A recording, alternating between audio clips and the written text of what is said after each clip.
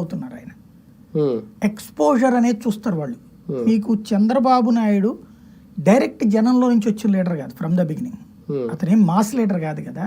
ఒక ఉద్యమకారుడుగా వచ్చినో వందలాది మందిని పోగేసుకుని ఉద్యమాలు చేసి ఆ పైన ఎమ్మెల్యే అయ్యి ఆ తర్వాత ఏదో పార్టీ పిలిచి అందులోకి వెళ్ళి ఆ తర్వాత ఎదగటం అట్లా లేదు కదా.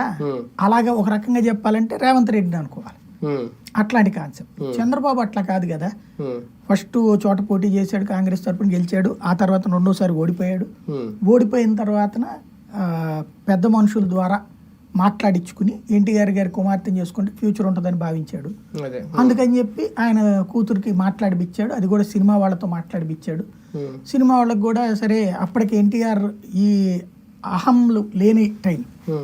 మన కుర్రోడే మంచి కుర్రోడే, మన కమ్మ కుర్రోడే అన్నప్పుడు అందులో రాయలసీమ కుర్రోడు, మీకు కూడా కోస్తాలో మీకు మంచి పట్టు ఉంది కానీ రాయలసీమలో పనికొస్తాడు అతను అని చెప్పడం. ఇట్లాంటిది ఎలా మాట్లాడాలంటే ఒక మేనేజ్మెంట్ ద్వారా పెళ్లి చేసుకుని తనకు ఒక రాజకీయ జీవితాన్ని ఎంటర్ చేయించుకున్నాడు. ఎంటర్ చేయించుకున్నాక ఎన్టీ రామారావు లాంటి మహా వ్యక్తికి ఒక కుటుంబ లక్షణాలు, అంటే సరైనటువంటి కుటుంబ పెద్ద అతను.